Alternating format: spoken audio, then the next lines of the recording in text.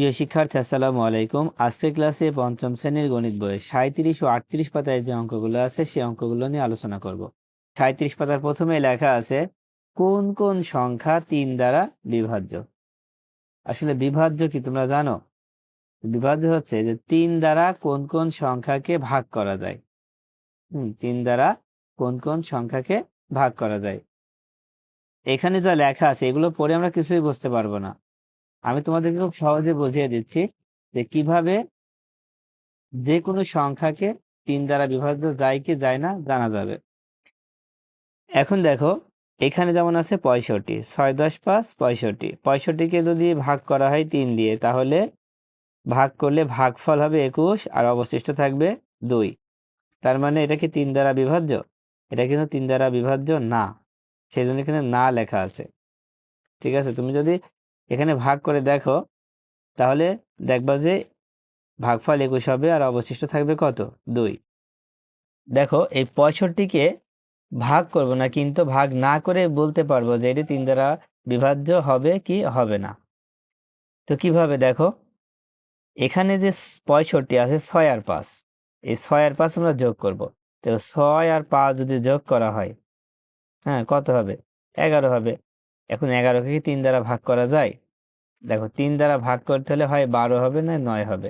11কে তো ভাগ করা যাচ্ছে না, এই জন্য 65 3 দ্বারা বিভাজ্য না। তারপরে দেখো আছে কত? 120। দেখো 120কে 3 দিয়ে যদি ভাগ করা হয় তাহলে ভাগফল হবে 40, অবশিষ্ট থাকবে 0। তোমরা যদি 120কে 3 দিয়ে ভাগ করো, যেমন ধরো 3 দিয়ে 120কে ভাগ করছো, তাহলে প্রথমে 3 4 12 হবে। এবার এই 0 নামায় দাও, এবার 3 0 0। তার মানে ভাগ করলে আমরা ভাগফল কত পাচ্ছি? 40 পাচ্ছি। সেজন্য ভাগফল 40 আর অবশিষ্ট কত? 0। তো অবশিষ্ট যদি 0 হয় তার মানে কি এই 3 দ্বারা বিভাজ্য। তাহলে আমরা এখানে না জায়গায় কি লিখতে পারি? হ্যাঁ লিখতে পারি। বিভাজ্য হলে হ্যাঁ আর বিভাজ্য না হলে না। এখন দেখো এইটা আমরা আরেকভাবে করতে পারি যে ভাগ না করে। কিভাবে? এই যে 120 আছে, তো 120-এর 1 2 0 এই 3টা সংখ্যা যোগ করবো। দেখো এখানে পাশেই দেওয়াই আছে 1 যোগ 2 যোগ 0, যদি যোগ করা হয় তাহলে 3 হয়। যোগ করে যে যোগফলটা পাবো সেই সংখ্যাটাকে আমরা 3 দিয়ে ভাগ করতে পারবো কিনা দেখবো।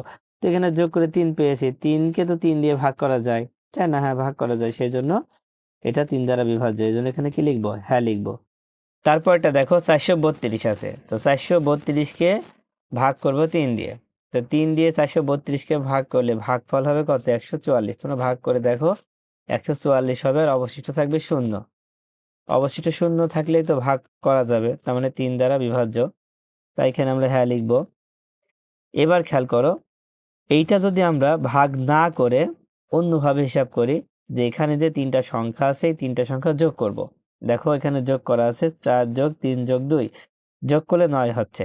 এখন তোমরা বলো এই যে যোগফলে 9 পেয়েছি, এই 9কে 3 দিয়ে কি ভাগ করা যায় না? হ্যাঁ, অবশ্যই 3 দিয়ে ভাগ করা যায়। 3 দিয়ে ভাগ করলে কত হয়? 3ই হয়, তার মানে 3 দ্বারা বিভাজ্য হচ্ছে, সেই জন্য কি লিখবো? হ্যাঁ লিখবো। দেখো 3 দ্বারা বিভাজ্য আমরা দুইভাবে করতে পারছি। একটা হচ্ছে ভাগ করে, আরেকটা হচ্ছে এখানে যে অঙ্কগুলো আছে সেই অঙ্কগুলো যোগ করে যে যোগফল পাচ্ছি সেই যোগফলকে যদি 3 দ্বারা ভাগ করতে পারি তাহলে হ্যাঁ হবে, আর না পারলে না হবে, তাই না? তো এখানে কিন্তু লেখাই আছে যে কোনো সংখ্যায় ব্যবহৃত অঙ্কগুলোর যোগফল 3 দ্বারা বিভাজ্য হলে সংখ্যাটি 3 দ্বারা বিভাজ্য হবে। এটা মুখস্থ রাখবা। কোনো সংখ্যায় ব্যবহৃত অঙ্কগুলো মানে একটা সংখ্যার মধ্যে যে অঙ্কগুলো আছে সেই অঙ্কগুলো যোগ করবা, যোগ করে যে যোগফল পাবা সেই যোগফলকে যদি 3 দ্বারা ভাগ করা যায় তাহলে সংখ্যাটি 3 দ্বারা বিভাজ্য। এখন চলো নিচের এই 1 নম্বরটা করি, যে ভিন্ন উপায়ে 3 দ্বারা বিভাজ্যতা সম্পর্কে চিন্তা করি। একটু ভিন্ন উপায়ে কিভাবে? দেখো এখানে অনেক বড় একটা সংখ্যা দেওয়া আছে কত? 43,905। এই বড় সংখ্যাকে আমরা দেখবো যে 3 দ্বারা ভাগ করা যায় কিনা। দেখো এখানে কিছুটা খালি ঘর আছে, খালি ঘরগুলো আগে পূরণ করি। দেখো প্রথমে 3 দিয়ে 4কে ভাগ করো, 3 অক্ষে 3, বিয়োগ করলে 1 হচ্ছে। দেখো এখানে এই 3 নামাই দিয়েছি। এবার কত হবে? দেখো 12 আছে, তার মানে 3 4 12, 3 4 12 বিয়োগ করলে এখানে 1 হবে। এই 9 এখানে নামাই দিয়েছি, এখন 19 হলো। 3 দিয়ে 19কে ভাগ করলে দেখো 3 6 18, এবার বিয়োগ করলে 1 হবে। এই 0 নামানো হয়েছে এখানে। এবার তারপর দেখো এখানে 3 আছে, 3-এর সাথে 3 গুণ করো, 3 3 9, এবার বিয়োগ করলে হবে 1, এই 5 নামায় দাও। তারপর দেখো 3 5 15, শেষে 5 হবে। দেখো ভাগশেষ কত? 0। তার মানে এই বড় সংখ্যাটা 3 দ্বারা বিভাজ্য। যেহেতু 3 দিয়ে ভাগ করে ফেলতে পারছি, তাই 3 দ্বারা কি বিভাজ্য। এখন আমরা একটু অন্যভাবে চিন্তা করি। ধরো এই সংখ্যাটা এখানে লেখা আছে।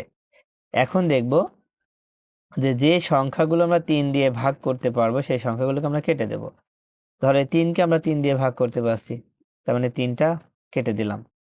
9কে আমরা 3 দিয়ে ভাগ করতে পারছি, 3 তিরিক্ষে 9, 9কে আমরা কেটে দিলাম। এখন থাকছে কি 4 0 5। এই 4 যোগ 0 যোগ 5, এই 3টা সংখ্যা যোগ করো। দেখো যোগ করলে আমরা কত পাবো? 9 পাবো। তার মানে এই 9কেও কিন্তু আমরা 3 দ্বারা ভাগ করতে পারছি। দেখো আমরা কিন্তু ভাগ না করেই বলতে পারছি যে এই সংখ্যাটা 3 দ্বারা বিভাজ্য, যেহেতু এই সংখ্যাটাকে আমরা 3 দ্বারা ভাগ করতে পারছি। তোমরা যদি মনে করো যে আমি এভাবে কাটবো না, আমি এই 5টা সংখ্যায় যোগ করব, তো যোগ করো, তো 5টা সংখ্যায় যদি যোগ চিহ্ন দিয়ে লেখো তাহলে কত হতে পারে? তো 5 আর 9 14, 14 আর 3 হচ্ছে 17, 17 আর 4 21, কত হচ্ছে 21। তো 21কে আমরা খুব সহজে 3 দিয়ে ভাগ করতে পারি, 3 7 21। তার মানে কি আমরা বাদ না দিয়েও কিন্তু করতে পারবো। ভাগ করা যাচ্ছে, 3 দিয়ে যদি ভাগ করা যায়, যদি কোনো ভাগশেষ না থাকে, তাহলে সেই সংখ্যাটা 3 দ্বারা বিভাজ্য। এখন দেখো খাতায় আমি একটা সংখ্যা লিখেছি যে কত? 57,384। তো এখন যদি আমি বলি যে এই সংখ্যাটি 3 দ্বারা বিভাজ্য কিনা, তোমরা বলতে পারবা? ভাগ না করে বলতে হবে। যদি ভাগ না করে বলতে হয় তাহলে কি করবা? তো খুব সহজ, এখানে যে সংখ্যাগুলো আছে এই সংখ্যাগুলো যোগ করবা। 5 যোগ 7 যোগ 3 যোগ 8 যোগ 4 যোগ করে ফেলো। দেখো 8 4 12, 12 আর 3 কত? 12 আর 3 15, 15 আর 5 20 আর 7 27। যোগ করে আমরা কত পেয়েছি? 27 পেয়েছি। এবারে 27কে আমরা দেখব 3 দিয়ে ভাগ করতে পারি কিনা। দেখো 3 নাম 27। তো যখনই আমরা 3 দিয়ে ভাগ করতে পারবো, তার মানে এই সংখ্যাটা 3 দ্বারা বিভাজ্য।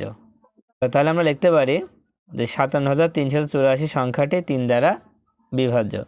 আশা করি তোমরা এবার বুঝতে পেরেছ। এবার তোমরা 38 পাতা বের করো। দেখো প্রথমে লেখা আছে 4 দ্বারা বিভাজ্য সংখ্যা খুঁজি। তো 4 দ্বারা বিভাজ্য বলতে আমরা কি বুঝি?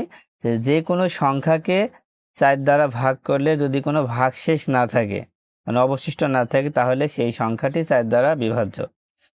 তো দেখো এখানে এই ছেলেটা বলছে যে 4 দ্বারা বিভাজ্য সংখ্যা হলো 4 8 12 16 20 24 28, তার মানে 4 ঘরের নামতা। তো দেখো সচরাচর 4 ঘরের নাম তো তোমরা 40 পর্যন্ত পড়ে থাকি, তাই না? এখন যদি অনেক বড় বড় সংখ্যা হয়, তাহলে কিভাবে খুব সহজেই তোমরা বুঝতে পারবা যে এই সংখ্যাটি 4 দ্বারা বিভাজ্য। দেখো ভিডিওটা শেষ পর্যন্ত দেখতে থাকো, অবশ্যই তোমরা বুঝতে পারবে। তো দেখো এখানে কিছু ভাগ অঙ্ক দেওয়া আছে যে 125 ভাগ 4। এখন 4 দিয়ে যদি 125কে ভাগ করা হয়, তাহলে দেখো ভাগফল হবে 31। তোমরা ভাগ করে দেখো। দেখো আমি এখানে একটা ভাগ করছি, 4 দিয়ে 125কে ভাগ করি। প্রথমে দেখো 3 4 12 হচ্ছে, এবার এই 5 নামায় দাও। তারপরে দেখো 5 4, 5-এর ভিতর 4 কয় বাজে? 1 বাজে, 4 অক্ষে 4। দেখো বিয়োগ করলে 1 হচ্ছে, তার মানে ভাগফল হচ্ছে 31 আর ভাগশেষ হচ্ছে 1, মানে ভাগশেষ বলতে এটা অবশিষ্ট 1। যদি ভাগশেষ বা অবশিষ্ট থাকে, তাহলে সেই সংখ্যাটি 4 দ্বারা বিভাজ্য নয়। এখানে তো ভাগশেষ বা অবশিষ্ট 1 আছে, তার মানে 125 এই 4 দ্বারা বিভাজ্য নয়। এখানে লেখা আছে দেখো 4 দ্বারা বিভাজ্য নয়। তারপরটা দেখো 312 ভাগ 4। এখন 4 দিয়ে 312কে যদি ভাগ করা হয়, তাহলে আমাদের ভাগফল হবে 78 আর অবশিষ্ট থাকবে 0। যদি অবশিষ্ট 0 থাকে, তার মানে কি সেই সংখ্যাটা 4 দ্বারা বিভাজ্য। ঠিক আছে, 0 হলে কি 4 দ্বারা বিভাজ্য। তারপরটা দেখো 464 ভাগ 4। তো 4 দিয়ে 464কে ভাগ করলে ভাগফল পাবো 116 আর অবশিষ্ট থাকবে 0। তোমরা ভাগ করে দেখো খাতায়, যখনই অবশিষ্ট 0 থাকবে তখন কি করবা? যে সেটা 4 দ্বারা বিভাজ্য হবে, সেটা আমরা লিখে দেবো যে 4 দ্বারা বিভাজ্য হবে। তারপরটা হচ্ছে 506 ভাগ 4। তো 4 দিয়ে 506কে যদি ভাগ করা হয়, তাহলে ভাগফল হবে 126 আর অবশিষ্ট থাকবে 2। দেখো যখনই অবশিষ্ট 2 থাকবে, তখন এই সংখ্যাটা কি 4 দ্বারা বিভাজ্য হবে, মানে ভাগ করা যাবে না। যদি ভাগ করা না যায় তাহলে আমরা লিখব 4 দ্বারা বিভাজ্য নয়। এখানে কি লিখব? বিভাজ্য নয়। তারপর এটা দেখো 600 ভাগ 4, 4 দিয়ে 600কে ভাগ করলে আমাদের এখানে ভাগফল কত হবে তোমরা কি জানো? দেখো 4 দিয়ে আমরা ভাগ করি, 4 দিয়ে 600কে ভাগ করি। তো 4 দিয়ে 600কে ভাগ করলে প্রথমে 6কে ভাগ করো, 4 অক্ষে 4, বিয়োগ করলে 2, আর এই শূন্য বসায় দাও। দেখো 4 পাশে 20, তারপর এই শূন্য আছে, এই শূন্যকে নামাই দিলাম। তো 4 দিয়ে শূন্যকে ভাগ করা যায় না, তো শূন্য দিয়ে ভাগ করব, 4 শূন্য শূন্য, তার মানে কত হচ্ছে? দেখো ভাগফল হচ্ছে 150। 4 দিয়ে 600কে ভাগ করলে ভাগফল হবে 150। আর অবশিষ্ট থাকবে কত? অবশিষ্ট থাকবে হচ্ছে 0। যেহেতু এখানে কোনো ভাগশেষ নেই সেজন্য অবশিষ্ট থাকবে 0। যখনই অবশিষ্ট 0 থাকবে তখনই আমরা কি লিখব? 4 দ্বারা বিভাজ্য, তার মানে ভাগ করা যাচ্ছে, এই জন্য বিভাজ্য লিখতে হবে। তো দেখো আমরা যে কোনো বড় বড় সংখ্যা বিভাজ্য কি বিভাজ্য না সেটা ভাগ প্রক্রিয়ার মাধ্যমে আমরা জানতে পারছি। এছাড়া আরেকটা সহজ পদ্ধতি আছে, আমরা একটু পরে জানতে চলেছি। দেখো এখন এই ছেলেটা বলছে যদি সংখ্যাটি বড় হয় অর্থাৎ 4 অঙ্কের বা 5 অঙ্কের হয় তাহলে কিভাবে বিভাজ্যতা নির্ণয় করব। খেয়াল করো, দেখো এখানে দুইটা বড় বড় ভাগ আছে, 4 দিয়ে ভাগ করা হচ্ছে 53,940কে। তো 53,940কে যখনই আমরা ভাগ করছি তখন আমাদের ভাগফল হয়েছে 13,485। আর দেখো শেষ পর্যন্ত ভাগশেষ কিন্তু নাই, ভাগশেষ কত? 0। যখনই ভাগশেষ 0 হবে তখনই এই সংখ্যাটা 4 দ্বারা বিভাজ্য, তাই না? এই সংখ্যাটা কি 53,940 4 দ্বারা বিভাজ্য। আমরা বুঝতে পারছি যে এই সংখ্যাটা 4 দ্বারা বিভাজ্য। তারপরে সংখ্যাটা খেয়াল করো, 4 দিয়ে 6,905কে ভাগ করা হচ্ছে। যখন আমরা ভাগ করছি তখন ভাগফল হচ্ছে 1,726। আর দেখো ভাগশেষ হচ্ছে 1, তার মানে অবশিষ্ট হচ্ছে 1। যখনই 0 ছাড়া কোনো সংখ্যা অবশিষ্ট থাকবে তখন সেই সংখ্যাটা 4 দ্বারা বিভাজ্য নয়। কি হলো? 4 দ্বারা বিভাজ্য নয়। আমরা ভাগ না করে কিভাবে খুব সহজেই বলতে পারবো যে এই সংখ্যাটি 4 দ্বারা বিভাজ্য। তো সেটা জানার জন্য দেখো এখানে একটা লাইন লেখা আছে, এই লাইনটা তোমাদের পড়তে হবে। যে সমস্ত সংখ্যার একক ও দশক স্থানের 2টি অঙ্কই শূন্য অথবা একক ও দশক স্থানের অঙ্ক দ্বারা গঠিত সংখ্যা 4 দ্বারা বিভাজ্য, সেই সমস্ত সংখ্যা 4 দ্বারা বিভাজ্য। তোমরা কি বুঝতে পারলে পড়ে? এবার আমি তোমাদের বোঝাই।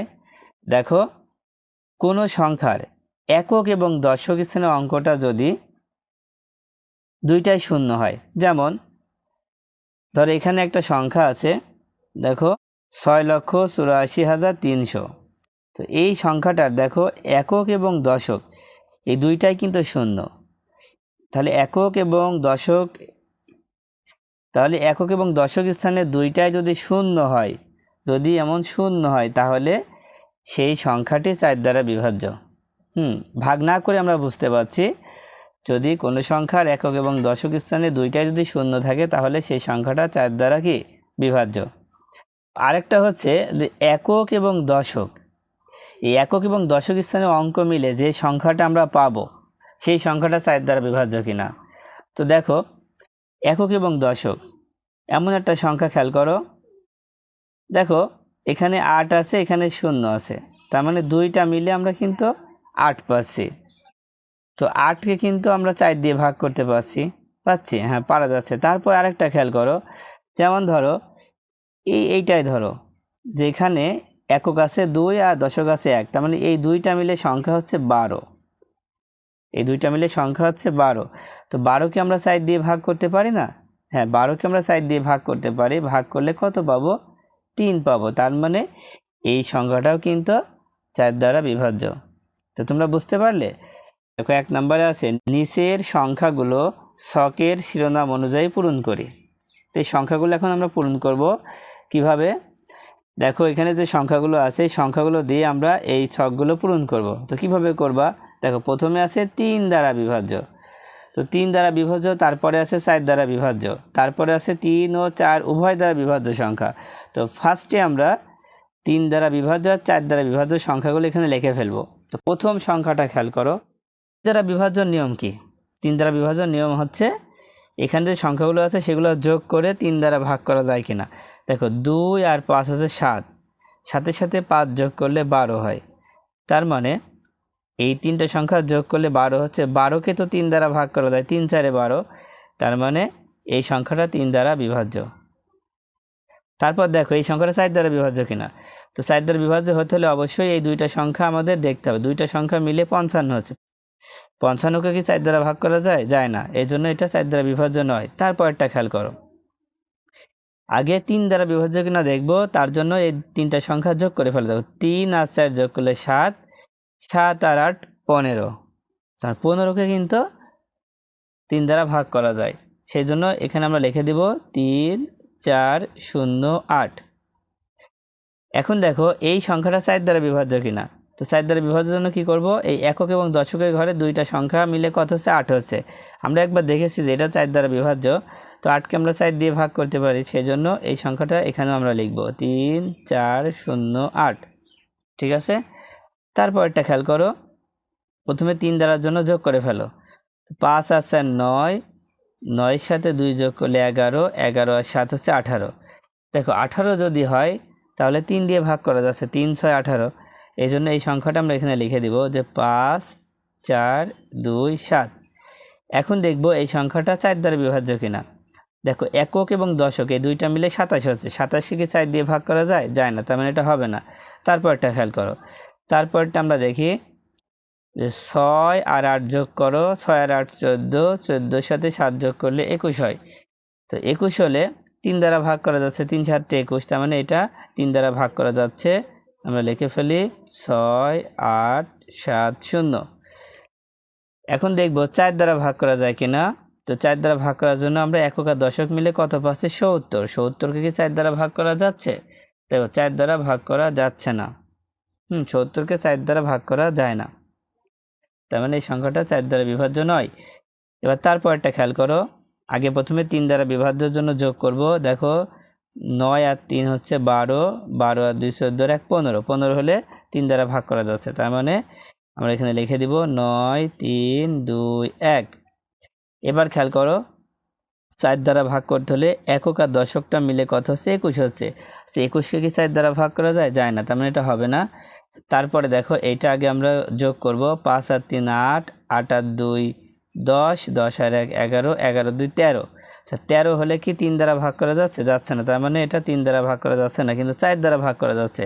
কারণ দেখো একক আর দশক মিলে 12 হচ্ছে, 12কে 4 দিয়ে ভাগ করলে 3 4 12 হয়। তাই এখানে আমরা লিখে দিব 5 3 2 1 2। তারপরটা খেয়াল করো, দেখো এটা 3 দ্বারা আগে ভাগ করা যাচ্ছে কিনা দেখি, যোগ করে ফেলো 6 আর 8 10। তো 6 আর 8 যোগ করলে 8 6 14, 14 আর 18, 18 3 21। যদি 21 হয় তাহলে অবশ্যই সেই সংখ্যাটা 3 দ্বারা ভাগ করা যাচ্ছে। তাহলে এখানে আমরা লিখে দিব যে 6 8 4 3 0 0। দেখো এই সংখ্যাটা কিন্তু 4 দ্বারা বিভাজ্য, কারণ দুইটাই শূন্য আছে, একক এবং দশক দুইটাই শূন্য থাকলে 4 দ্বারা বিভাজ্য হবে। এখানে আমরা লিখে দিব 6 8 4 3 0 0। তারপরটা খেয়াল করো, দেখো আগে 3 দ্বারা বিভাজ্য করব, যোগ করে ফেলো 9 আর 2 11, 11 আর 3 হচ্ছে 14, 14 আর 5 19, 19 আর 2 21। 21 হলে অবশ্যই 3 দ্বারা বিভাজ্য, 3 7 21 হয়, তার মানে এখানে লিখে দিব 9 2 3 5 0 2। এখন দেখব এটা কি 4 দ্বারা বিভাজ্য কিনা। দেখো একক আর দশক মিলে শুধু 2 হচ্ছে, 2 কি 4 দিয়ে ভাগ করা যায়? যায় না, তাহলে এটা 4 দ্বারা বিভাজ্য নয়। তারপর এটা খেয়াল করো, দেখো 8 আর 7 15, 15 আর 9 যোগ করলে 24, 24 আর 4 28, 28 আর 2 হচ্ছে 30। 30কেও কিন্তু আমরা খুব সহজেই 3 দ্বারা ভাগ করতে পারি, কারণ 3 10 30, তার মানে এটাও হবে 3 দ্বারা বিভাজ্য। 8 7 9 4 2 0। দেখো এটা কি 4 দ্বারা বিভাজ্য? একক আর দশক মিলে দেখো 20 হচ্ছে, যদি 20 হয় তাহলে 4 দিয়ে ভাগ করা যায়, 4 5 20, তার মানে এই সংখ্যাটা এখানে লিখতে হবে। 8 7 9 4 2 0। সর্বশেষ যেটা দেখো এখানে দুইটা শূন্য আছে, তার মানে 4 দ্বারা বিভাজ্য। আগে লিখে দিলাম 1 0 9 3 2 0 0। এখন দেখব 3 দ্বারা বিভাজ্য কিনা। 1 আর 9 10, 10 আর 3 13 আর 2 15, 15 হচ্ছে, তার মানে এটাও 3 দ্বারা বিভাজ্য। আমরা লিখে দিলাম 1 0 9 3 2 0 0। এখানে বলা হচ্ছে 3 ও 4 উভয় দ্বারা বিভাজ্য সংখ্যা, তার মানে 3 এবং 4 দিয়ে 3 দিয়েও ভাগ করা গিয়েছে, 4 দিয়েও ভাগ করা গিয়েছে, এমন সংখ্যা এখানে লিখতে হবে। সেই সংখ্যাগুলো কোনটা সেটা আমরা এখানে লিখব। দেখো প্রথমে একটা পেয়ে গিয়েছি, এই যে এইটা 3408, 3408 এখানে লিখে দিই 3408। তারপরে দেখো তারপরে দেখো 6 8 4 3 0, 6 8 4 3 0 0, এই যে এটা পেয়েছি, এটা এখানে লিখে দিই 6 8 4 3 0 0। তারপরে দেখো এটা মিল আছে 8 7 9 4 2 0। সর্বশেষ যেটা আছে সেটারও কিন্তু মিল আছে 1 0 9 3 2 0 0। তো আমি আশা করি তোমরা খুব সহজে এই অঙ্কটা বুঝতে পেরেছো।